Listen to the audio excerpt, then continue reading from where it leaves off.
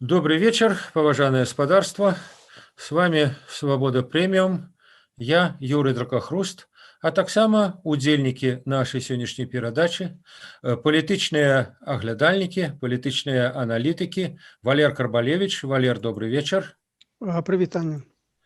І Вадзім Мажэйка. Вадзім, прывітанне. Добрага вечара ўсім. Тэма нашай сённяшняй гутаркі – гэта нарада, якую сёння склікаў Александр Лукашенко, як яна называлася, па удасканальванні заканадаўства. Ну, гаварыў ён там шмат пра што, і пра баевікоў, і пра Навальнага, але варта, напэўна, выдзеліць тры цікавыя тэмы. Вот вы, Валер, іх выдзелілі сёння ў сваім блогу ў Тэлеграме. Вот пра іх я і хочу пагаварыць. Адна заява, она так как бы была зроблена, ну, на першы погляд вскользь, там лаяў Латушку, лаяў Ціхановскую, але сярод этого было сказано, я вот процитую, і ў папрок мне ставяць. Першае, перадайце прэзідэнту, каб ён больш не казаў, што ён не хоча быць прэзідэнтам. Я гэта пачуў, маўчу. Ад гэтага маё меркаванне не памянялася, але кажуць людзі, мае прыхільнікі, якія падтрымалі нас. Конец цитаты. Валер, што азначае гэтая такая, як часта ў Лукашэнкі бывае, двухсэнсоўная тырада?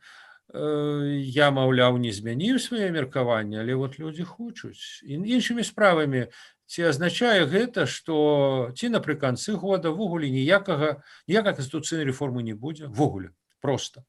І, магчыма, ён это і на ўсебеларускім сходзе скажа, калі вот 2700 чалавек, вот таких, так сказать, скажуць яму, Александр Егорович, першае, причем там сказано, першае, не сыходзьце, уратуйте нас, інакш нас все перарежуць. І он скажет, ну, тогда, блин, да, ну, нічога не зробіш.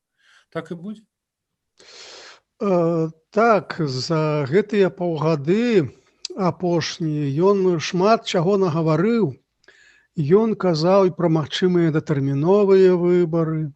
Ён цвёрда казаў, што гэта яго апошні прэзідэнцкі тэрмін, і з 25-го году ён ужо не будзе балатавацца на новы тэрмін. Ён неяк у інтэрв'ю расійскім медыям сказаў, што ну, вось пасля таго, як сыду ў адстаўку, паеду кудысьці ў Расію. Вось, і гэта ўсё стварае такую сітуацыю, калі Лукашенко аказваецца ў вобразе, кажучы амерыканскім палітычным сленгам, кульгавай качкі.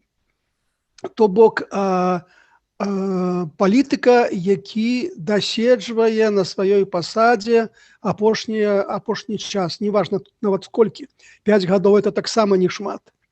І гэта падае дрэнны сігнал усёй наменклатуры, усім сілавікам, вось, што гэта як бы апошнія гады Лукашэнкава кіравання. І таму уся гэтая наменклатура, усе гэтыя сілавікі пачынаюць задумвацца, а што потым? Таму што асабліва там шараговыя амапаўцы, гэта яшчэ маладыя людзі. А калі нават праз 5 гадоў Лукашенко сыходзіць, узнікае пытанне, а што ім рабіць? Куды ім бегчы?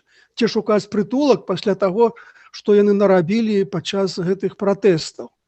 Вось, і Лукашенко, як чалавек, які добра адчувае наменклатурнае асяроддзе, разумее, што гэта сігнал дрэнны. Таму трэба падаць сігнал супрацьлеглы, супярэчлівы.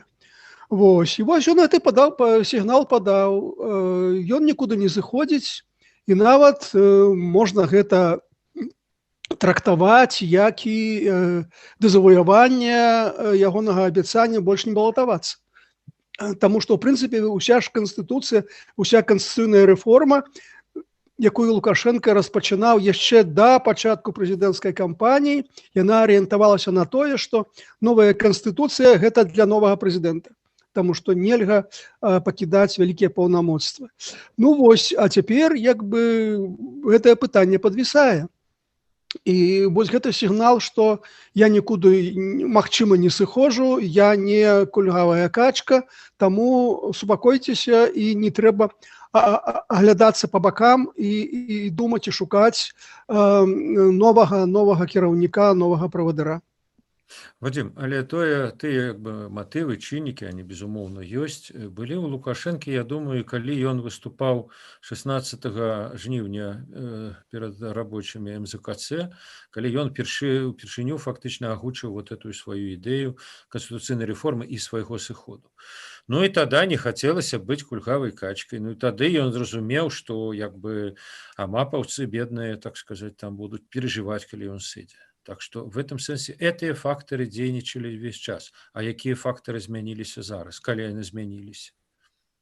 Мне здаецца, што сапраўды змянілася. Гэта змянілася тое, на базе якой інфармацыі Лукашенко робіць свае заявы, бо калі вельмі трапна, вось зараз вы згадалі пра МЗКЦ, тады Лукашенко наўпрост перад сабой бачыў вось гэтых рабочых, якія яму крычалі «сыходзь».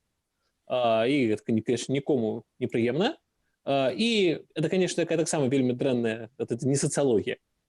Але тым не менш гэта была некая рэальнасць. Зараз мы бачым, што фактычна усе тыя заявы, якія сёння Лукашенко рабіў пра тое, што за год там былі 6 мільёнаў, просто людзі вось там пішуць, не ведаю, лісты, упрошваюць не сыходзь, не кажы пра гэта. Ну, гэта ж апрача таго, што гэта відавочная хлусня, гэта ж яшчэ і адлюстроўвае той інфармацыйны кантэкст, у якім Лукашенко знаходзіцца. Гэта фактычна вось тая праца ягонай там інфармацыйнай службы, якая яму падае не тое, што ёсць, а тое, што было прыемна. І гэта фактычна тая бяда, у якую пастку, якую трапляюць любыя старыя дыктатары, калі яны сабе акружаюць тымі людзьмі, якія кажуць толькі тое, што ім самім прыемна. Або тыя людзі, якія хацелі паказаць эту праўду, ці то нешта непрыемнае, такія людзі проста ў атачэнне не трапляюць. І з-за гэтага у Лукашэнкі, канешне, фарміруецца вельмі скажаная карціна свету, якая падмацоўвае ягонае, канешне, як цалкам слушна зараз сказалі, жаданне падсвядомае, якое было заўсёды, нічога не рабіць, нікуды не сыходзіць і пакінуць усё як ёсць. Але тым не менш, вось калі просто зараз калі чытаў гэтыя ягоныя усе выступы, мне здаецца, з іх важна вось гэта выкінуць такое прапагандысцкае шлупенне, а калі яго выкінуць, то карціна выглядае нават са слова Лукашэнкі зусім непрыемна для яго. Ну, па-першае, што тут бачна? Я у словах Лукашэнкі пабачыў згубленую ініцыятыву.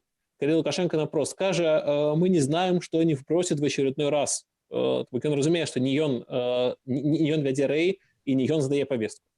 Па-другое, мы бачым суб'ектнасць апазіцыі. Калі, напрыклад, для мяне гэта было досыць нечакана сустрэць на Белте заголовок «Лукашенко ответил на упреки беглых оппозиционеров по поводу ВНС».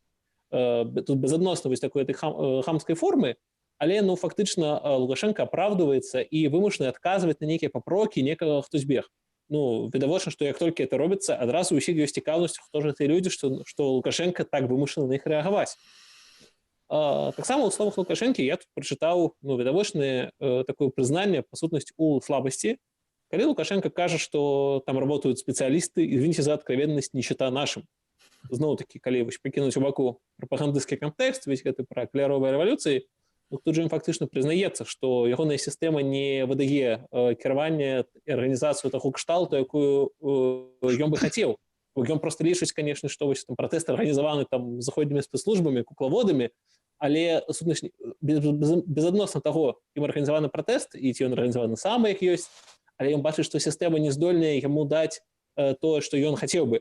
І апошняе, што мне здаецца вельмі важна, гэта наўпрост страх у словах Лукашэнкі, калі ён згадаваў пра лёс, не называючы імёнаў, але пэўна Кадафі, пра наступствы так званых каляровых рэвалюцый, і казаў, што наступствы гэта изнасилованы главы государств, посажены на кол.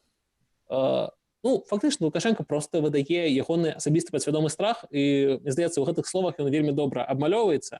Бо тут уже у гэтай фразе няма развагаў пра знішчаную дзяржаву, пра пагрозы незалежнасці, пра нейкія вялікія рэчы. А тут наўпрост страх старога дыктатара, што ягоны лёс будзе такі ж сумны, як лёс Кадафі. І ў гэтым сэнсе, мне здаецца, вось калі з такого пункту гледжання глядзець на выказванне Лукашэнкі, то ўся гэтая бравада і вся гэтая прапаганда выглядаюць ужо зусім не такімі упэўненымі. Другі цікавы сюжэт – гэта заявы Лукашэнкі пра амністыю. Они як бы цікавы нагодай. Вядомы дзеяч Юрый Воскресенскі, былы вязень, які зараз вядзе, гледзячы па ўсім, некую такую сваю, ці не зусім сваю, своеасаблівую, скажем так, гульню в сувязі у тым ліку і з усебеларускім сходам. І вот ён абнародаваў сваю заяву, што вот ён на сходзе будзе выступаць з прапановай абвясціць палітычную амністыю 213 чалавек.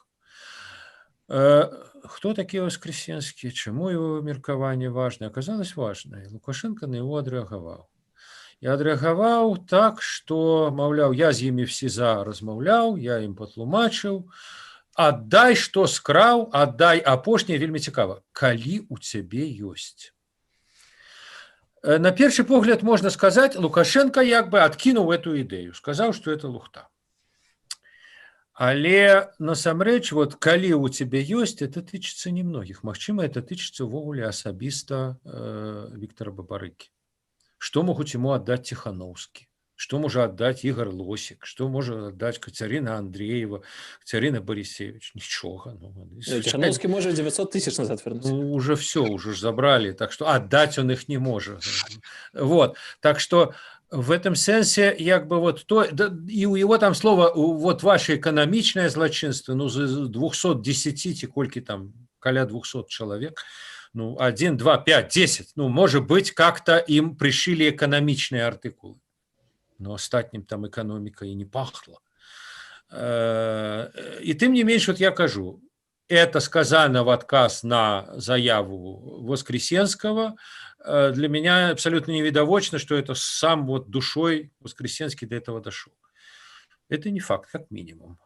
Магчыма, что эта идея луная в каких-то коридорах, кабинетах. Магчыма, скажем, спадару, напрыклад, Карпянкову, она, напрыклад, не падабаецца. Так он великий герой тут, ратавальнік дзяржавы от революцыйнай заразы.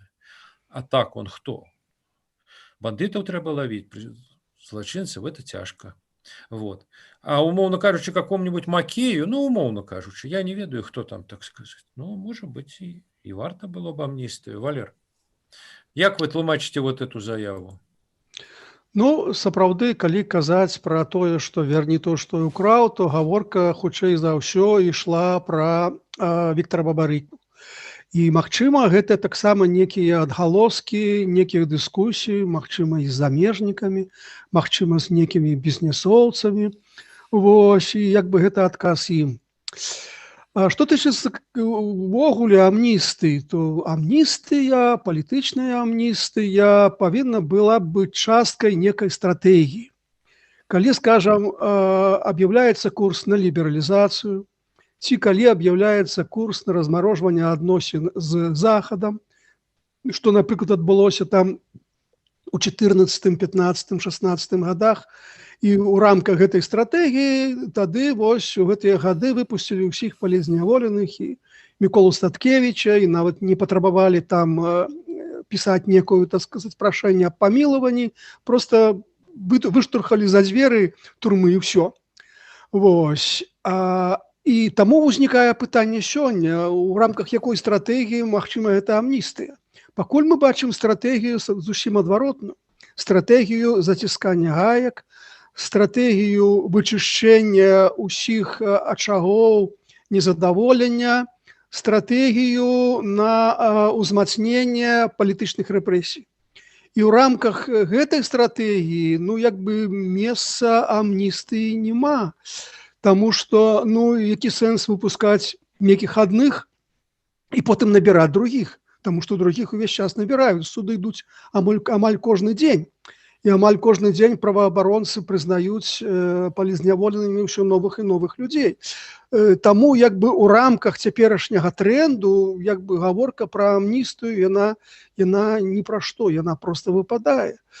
Вот, таму я не ведаю, магчыма, што Юрый Воскресенскі яшчэ гуляе ў некую тую гульню, якая, магчыма, радзілася ў недрах уладных структураў дзесьці там у сярэдзіне восені, калі то сапраўды ішла нейкая гаворка пра магчымы дыялог, і Лукашенко прыехаў у СІЗО КДБ, але за гэты час стратэгія даволі значна памянялася.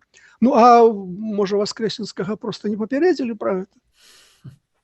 Вадим, а які ваш адказ? Вы лічыце вот гэтыя пэўныя супярэчнасці, пэўныя такія ўнутраныя намёкі на рознае, вот все-таки это сапраўды, то есть Лукашенко просто сказал: не будзе вам ніякай амністыі, это дурость, вот будем только душить и все. Ці это ізноў некая гульня, некие намёки, магчыма, гульня каких-то людей вакол яго. В этом сенсе отдай все, что что маешь, это может быть и не столькі про бабарыку, сколькі про ўсіх, и такі намёк захаду: заплатите чем-нибудь, санкции сдымите, дайте гроши, еще что-нибудь, заплатите. Дайте все, что маете, вот, а мы выпущу. Ну, мне здаецца, тут Воскресенскі, ён, канешне, ну, просто грае тую ролю, якую можа граць, а не чытае думкі Лукашэнкі і тым болей не прадказвае будучыню. Таму менавіта Воскресенскі пра гэта казаў, будзе казаць. Ну і да таго ж наўпрост для Воскресенскага ён і так вельмі такі нерукапажатны чалавек, і так у этом сэнсе з налажваннем любых контактаў вельмі дрэнна. Але, канешне, вось гэтая тэма амністыі, гэта адзінае, за што ён можа неяк чапляцца, каб увогуле хоць з нейкім хоць нешта налажваць. І фактычна ўсё, што я чуў, там, калі казалі пра Воскресенскага, ну проста самае дрэннае, што толькі можна сказаць, заўсёды казалі: не, ну амністыя, ну ладно, окей, гэта карысная рэч, які б он там не быў, але ну хоць амністыя можа ад гэтага хоць будзе лепей. Ну і гэта фактычна зразумелая рэакцыя. Таму фактычна так, гэта роля Воскресенскага, гэта ж проста адзін з магчымых сцэнароў, і ніхто не ведае ні ў сістэме, так пэўна Лукашенко і сам не ведае, як будуць разгортвацца падзеі. Але гэта адна з магчымасцяў пакідаць дзверы адкрытымі, і я б у гэтым сэнсе разглядаў усю тэму пра амністыю гэтаксама, як і тэму пра магчымае ввядзенне мараторыя на смяротнае пакаранне, як магчымасць такіх нейкіх козыраў, якія ёсць яшчэ ў Лукашэнкі, якія патрэбныя дзеля таго, каб хоць крыху неяк размарожваць заходні вектар. То бок бачна, што прост зараз гэта не вельмі перспектыўна, але тым не менш улады, канешне, фактычна проста мусіць мець такую задачу. І там, калі ўжо згадалі Маке, ну так, умоўны МЗС мусіць мець некую стратэгію на гэтым накірунку, якая б не была нейкім неспрыяльнай умовай. Таму, канешне, гэтая стратэгія пэўна ёсць і пэўна мусіць быць, але адыграецца она ці не, гэтага зараз пэўна не ведае нават і сам Лукашенко.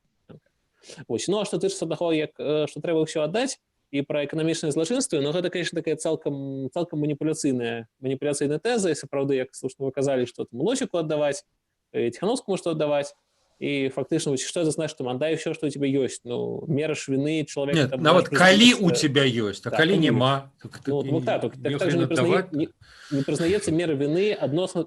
Некае пакаранне мусіць быць звязана з тым, якім было злачынства, а не з тым, якія даброты мае чалавек. Калі ты ёсць машына адна, аддай адно, калі ёсць дзве, аддай дзве. Це ж так не мусіць па законе працаваць. Хаця, канешне, якія ж тут ужо законы ў гэтай сітуацыі. Ну і, канешне, вось я зараз падумаў, калі згадаць пра эканамічныя злачынствы, так сапраўды, напрыклад, калі атрымлівалі Радзенкова, Калеснікаву, іх таксама дэпартамент фінансавых расследаванняў дапытваў. Але у мяне, канешне, як беларускага грамадзяніна узнікаюць пытанні, калі гэта вось эканамічныя злачынцы, а ў якім такім сэнсе эканамічных злачынцаў вывезены мяжу з Украіны і там фактычна выпусцілі. Гэта як так? Чаго да эканамічных злачынцаў у Беларусі такое асаблівае стаўленне? А чаго тым такія даброты? Чаму яны там не расследуюцца іх эканамічныя справы? Ну і, канешне, паказвае, што ўсе гэтыя словы Лукашэнкі пра палітычныя артыкулы, гэта ўсё лухта, нічога не значыць, і нават сам факт сустрэчы ў СІЗА пацверджвае палітычны статус. Таму, канешне, гэта ўсё такая зноў-такі спроба забалтаць тэму падазняволеных і быць такім супярэчлівым, як звычайна па такіх склізкіх тэмах Лукашенко любіць. Ну і напрыканцы ўласна пра заканадаўства, бо нарада была прысвечана не Навальнаму, не Бабарыку, а ўсё ж такі зменам заканадаўства. І там сапраўды Лукашенко казаў, што вельмі мы, так сказаць, ударились в лібералізацыю. Правда, звычайныя людзі ее не надта заўважаюць зусім іншыя рэчы. Тым не менш, он сказаў, што надо подцягнуць, больш жорстка зрабіць і у цэлы шэраг кодексаў, так сказаць, унесці адпаведныя змены. Але вот это как бы нават не зусім зразумела. З аднаго боку ён сам казаў, зараз не да законаў. Ну зараз мы бачым, як паводзяць сябе, як паводзілі сябе, скажем, праваахоўныя органы падчас там у жніўні 9-12, да і ўвесь этот час. І ім сапраўды было не да законаў, і, скажем, той же Лягер пад Слуцкам, так сказать, па-за любымі законамі стваралі. Вот. Але чаму такая уже увага законам, чаму это так важна? Ну, можна і пры цяперашніх у лапках ліберальных законах аказалось, все это можна рабіць. Навошта вот эти змены там рабіць, как-то незразумела. Вадим. Ну, мені здається, тут цалкам зрозуміла рэч. Фактычна, апошнія месяцы ў Беларусі было такое неаб'яўленае надзвычайнае становішча, калі як Лукашенко сам казаў, што зараз не да законаў, то бок фактычна ўлада асабліва і не хавала, што дзейнічае цалкам па-за законнымі метадамі. А зараз ёсць жаданне вось гэтыя незаконныя паводзіны хоць неяк заканадаўчы аформіць. Фактычна мы гэта ўжо пачалі бачыць, вось гэта заканадаўчыя забароны сцягоў на вокнах і на балконах, вокну цалкам нейкая бессэнсоўная рэч, барацьба, якую немагчыма ўладзе выйграць. Але ўлада гэта робіць, спрабуючы наўпрост легалізаваць тыя дзеянні, якія ёсць. І, конечно, цяжка уявіць, як той же там канцлягер для асабліва востракапытных, як яго можна легалізаваць, і што гэта ўвогуле такое, як можна легалізаваць катаванні. Вядома, ўлада, можа, і хацела б легалізаваць, але гэта ўжо не надта легалізацыі падлягае. Гэта мне нагадвае, так зноў-такі, вось, да такіх жаданняў старых дыктатараў, гэта мне нагадвае, як расійскі цар Іван Грозны, ён же быў такі, апрача там усе прычыны і ўсё гэтага, ён же быў такі ахвотнік да жанчынаў, яго там было па розных падліках ад 5 до 8 жонак, і ён же нават вось калі там некі там ужо раз жаніўся, хаця там па тых там праваслаўных законах тых часоў гэта было ну ніяк немагчыма столькі разоў разводзіцца, жаніцца. І ён зрабіў нейкі такі вось маленькі там царкоўныя абрады, то бок не поўны, бо ну, ніяк не працавала. Але ён вось дамаўляўся з патрыярхам, што трэба хоць нейкі абрад, там нейкі вянчанне, вось хоць нешта падобнае, то бок то, што ў летапісах запісвалі як малітву імал. То бок да чаго это было? Ж не таму, што Іван Грозны яму там не хапала нейкіх паўнамоцтваў, ці ён там нечага саромеўся, не.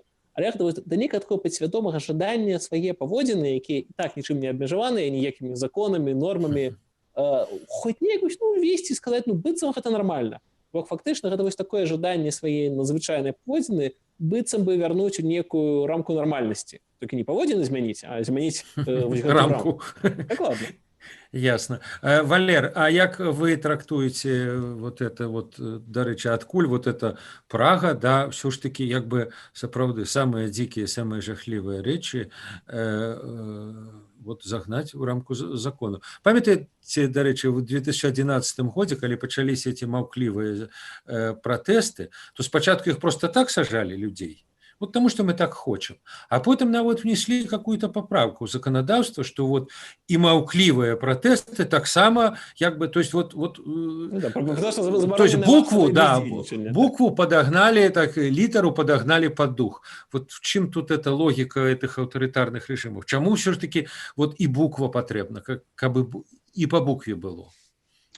Нет, ну, бачыце, дзяржава павінна дзейнічаць паводле нейкіх правілаў. Любая дзяржава, нават вельмі таталітарная, аўтарытарная, ці нават абсалютна дэспатычная, як вось падчас Івана Грознага. Але дзяржава як інстытут паводле нейкіх правілаў павінна жыць. І тут пытанне нават не ў тым, што як бы сам дыктатар, сам верхоўны кіраўнік павінен дзейнічаць паводле іх, але ж вялізная армія чынавенства. Вось для іх, ну, гэта важна некае апраўданне для тых жа суддзяў, вось, якія павінны самі сябе апраўдваць, што так, заканадаўства дрэннае, але вось ўсё ж такі закон суровно он закон, да, что называется. Вось, таму вось для іх, для вялізнай арміі чынавенства патрэбна нейкае апраўданне, патрэбна стварэнне новых правілаў, якія б уступалі ў адпаведнасць з тымі практычнымі дзеяннямі, якія робяць улады. і я просто звяртаю ўвагу на велізарную колькасць заканадаўчых кірункаў, у рамках якіх будзе праводзіцца гэтая перамена. І адміністратыўны кодекс, адміністратыўна-выканаўчы, крымінальны, працоўны кодекс, выбарчы кодекс. Я думаю, што вельмі жорстка будзе пытанне пастаўлена пра палітычныя партыі. І я вельмі баюся, што могуць усе апазіцыйныя палітычныя партыі проста знікнуць. І калі пра выбарчы кодекс, то памятаеце, яшчэ восенню Лукашенко казаў, што трэба закрыць усе лазейкі для апанентаў у выбарчым кодексе, якія былі выкарыстаны падчас гэтай выбарчай кампаніі. Таму гэта такая антырэвалюцыйная, скажам, заканадаўчая рэвалюцыя. Ясно. Добра, дзякуй вялікі Валер, дзякуй вялікі Вадзім. Я думаю, што мы яшчэ это пытанне будзем неаднойчы абмяркоўваць, а нашым гледачам я нагадаю, што за тым, як будуць далей развівацца падзеі, яны могуць сачыць на YouTube-канале Свабода Прэміум і в Тэлеграме Свабоды. Да пабачэння.